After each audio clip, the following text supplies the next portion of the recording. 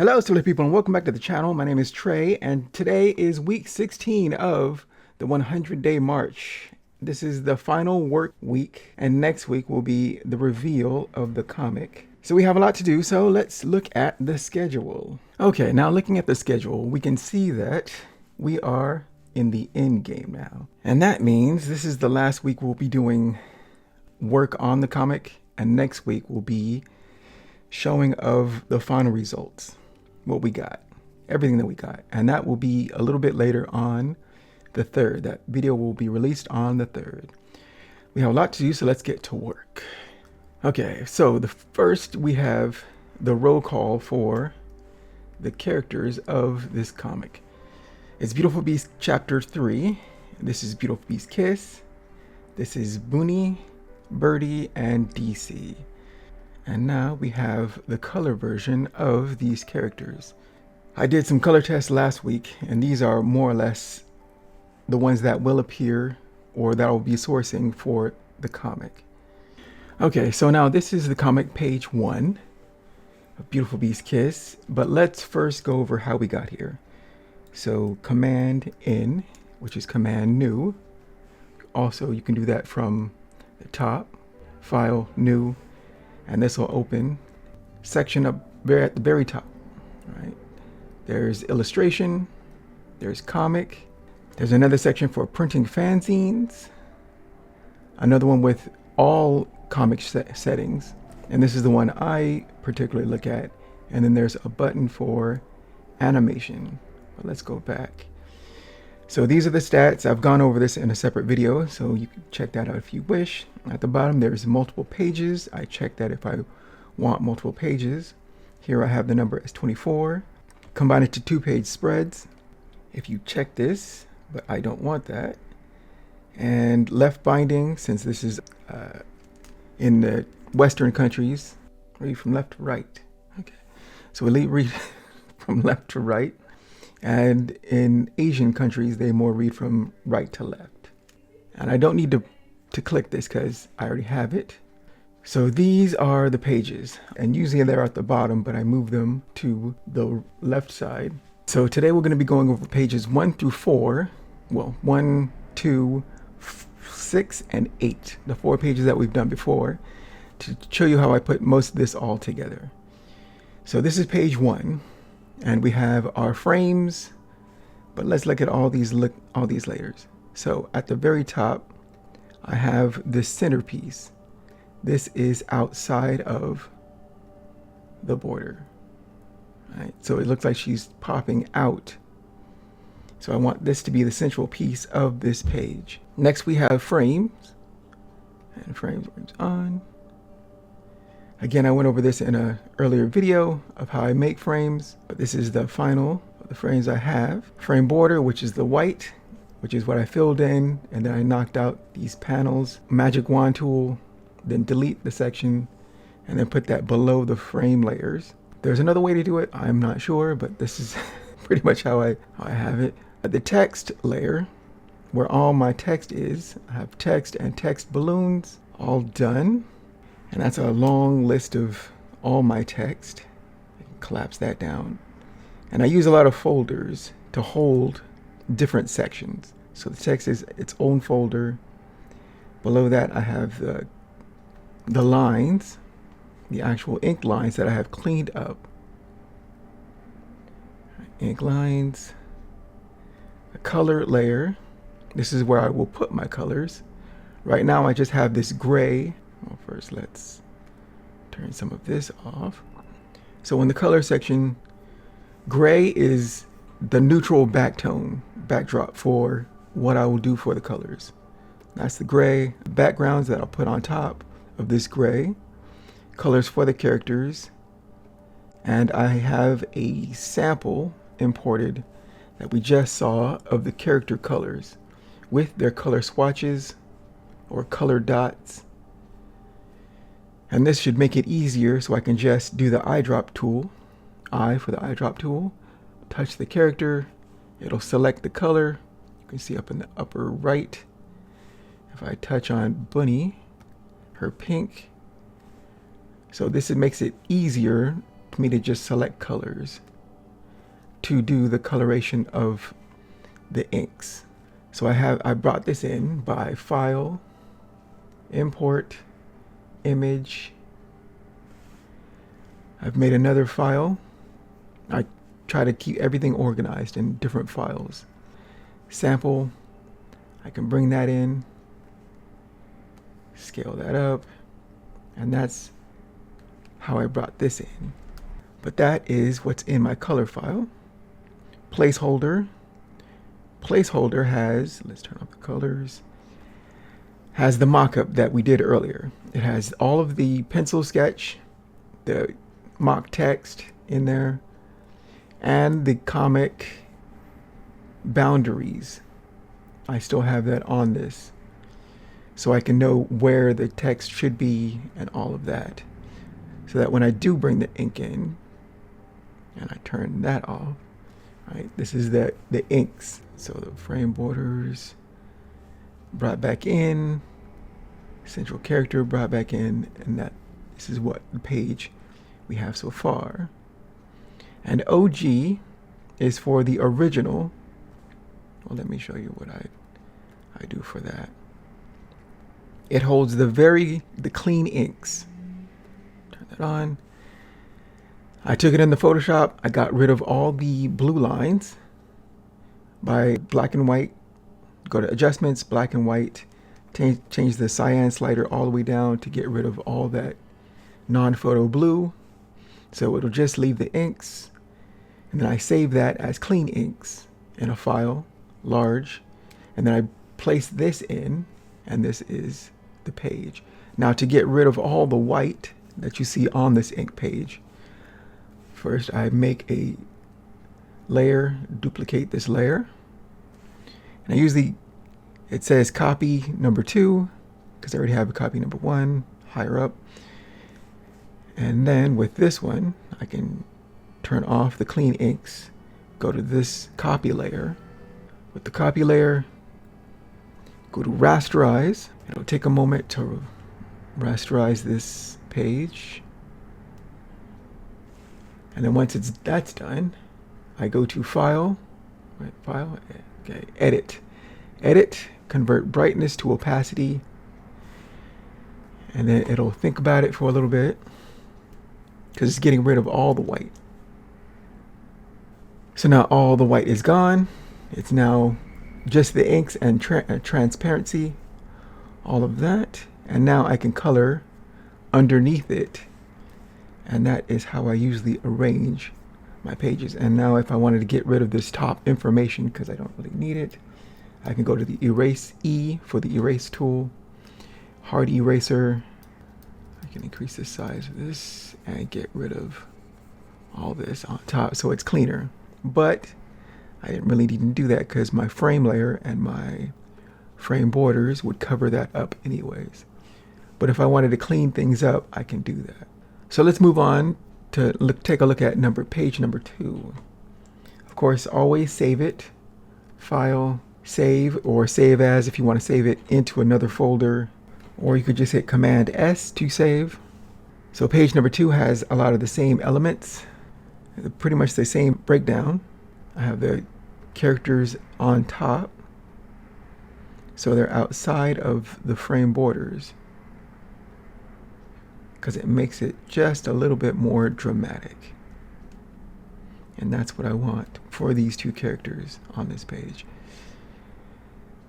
But let's say I want to get rid of this other copy behind Beautiful Beast Kiss. I just go to this layer, and then E for the eraser, we're still on the eraser, and then I can erase that out because I don't need it, because I have this color versions in there. I can do that for Bunny as well. But I always have an original waiting in the wings just in case I mess things up. Oh, and I did. Command Z to undo if you need to.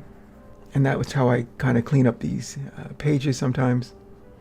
You can only erase things from the raster. The originals I keep in this sacred file down here that is now invisible, but I can lasso tool, move things, shift things, and that is how I do page 2.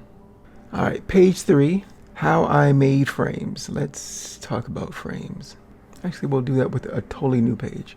Page 3, this is the very briefest of what I got for page 3.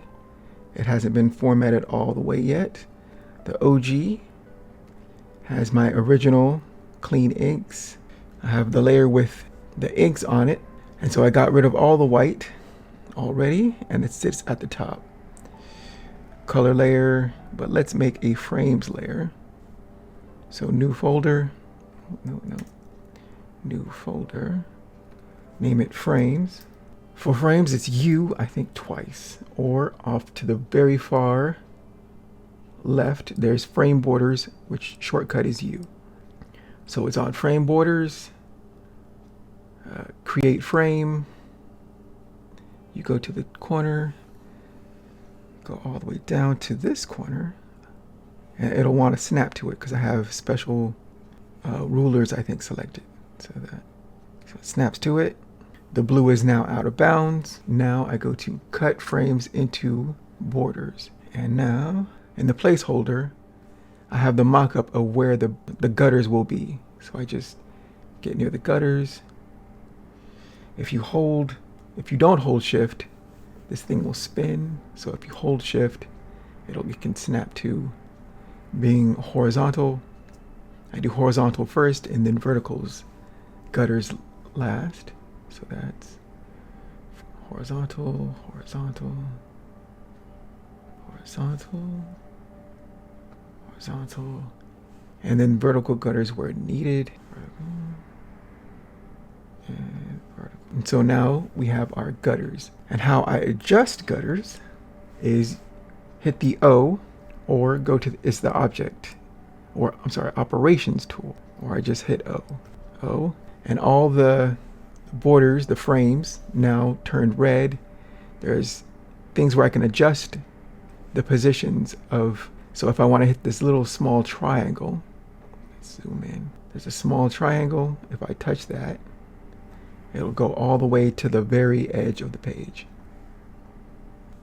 Again, the little triangle, touch it, goes to the edge.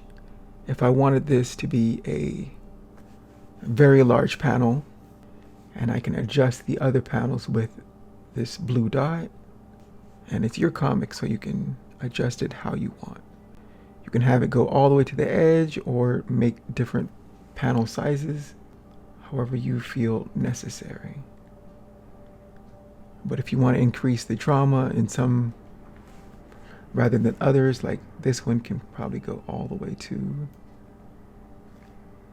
because we're going to a larger world, let's say. But manga does this all the time, where it could even have, panels that are on slants and odd ways and every which way. In American comics, they're slightly more reserved, but we're getting more into the narrative aid in paneling. But it all depends on what you want as the artist. I can turn off the placeholder and go back to what I have. But let's go to page 4 and talk about text and text balloons and all of that. All right, page 8, a lot of the same thing. I have my folders, Birdie at the top because she's the focus of this frame in color. I need to adjust the colors. This is a placeholder image because I want to adjust the colors again. But she sits on top, outside of the frames. I have the frames. I have the copy of I did this specialty border of close-up of Birdie's eye. The frames that I've already adjusted into place. I have the white border, the lines of all the characters, the text, colors, where I'll put the colors. It has all the information already so I can get to coloring. A placeholder text where it helped me put in the text, and the OG, which is the original clean ink file that I like to keep pristine, untouched, just in case the worst happens. So let's talk about the text. So first, let's turn off all the text, make a new folder and call it text2 or text example, text ex. This is just an example. It's going to put the text outside of the folder, but I always put things back into the folder.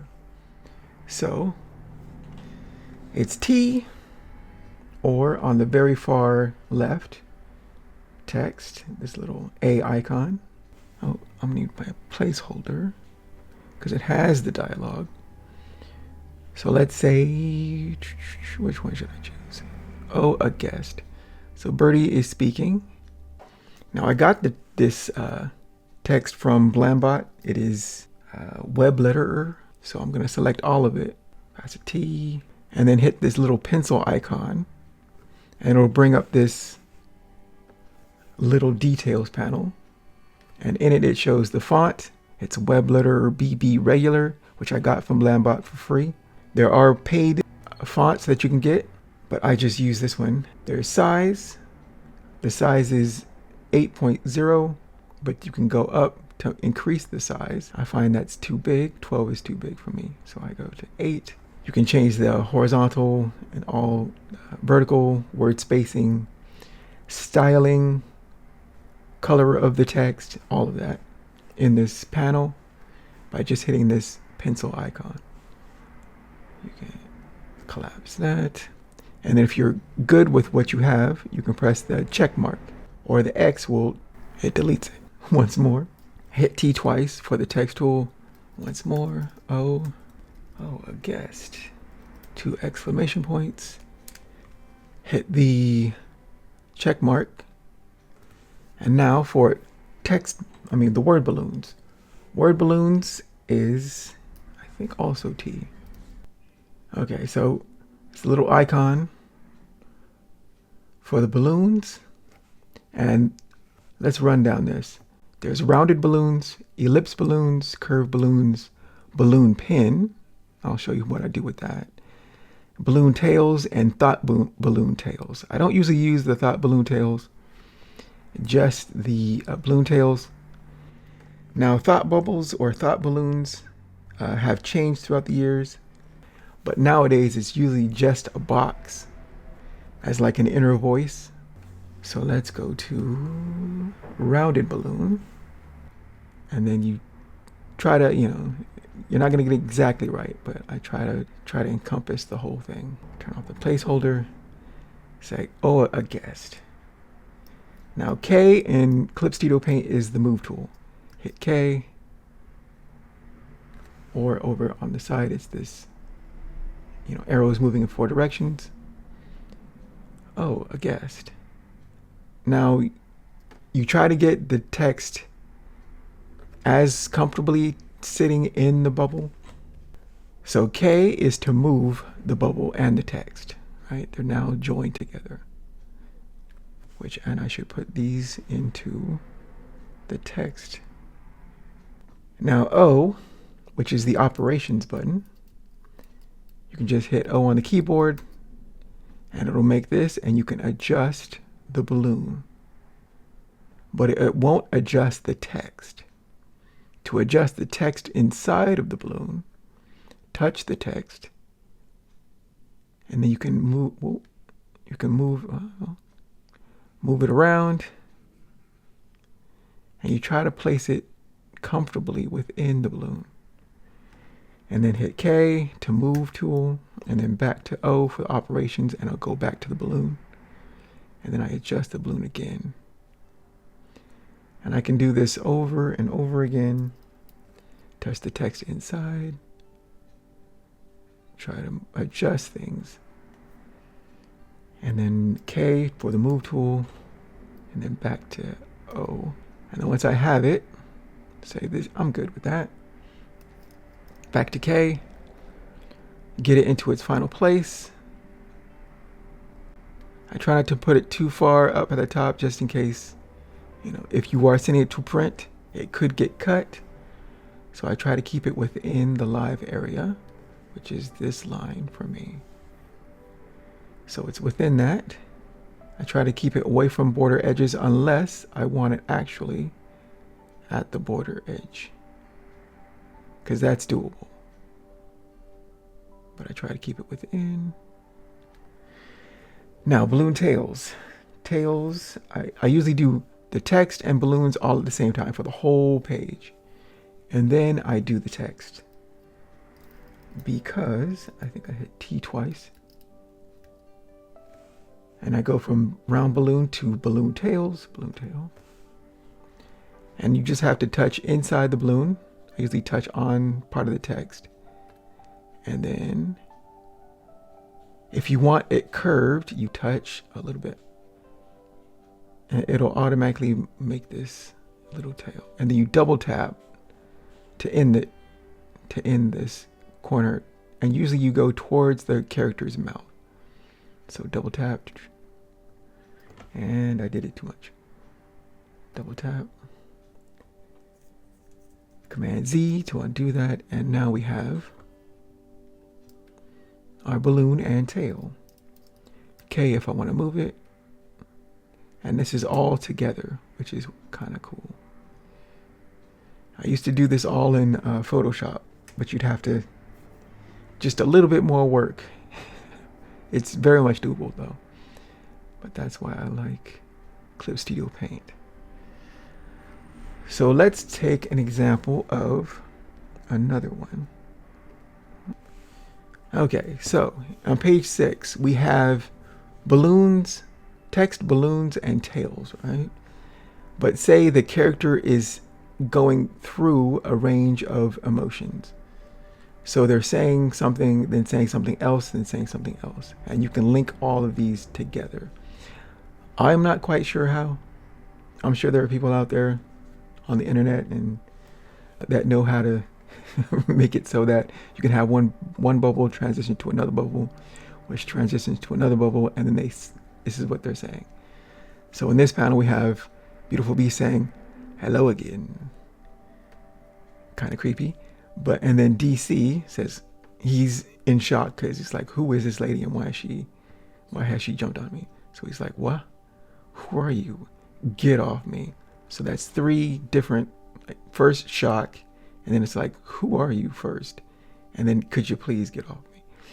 So like 3 things. But you can see that the tail, there's this line and it looks slightly awkward.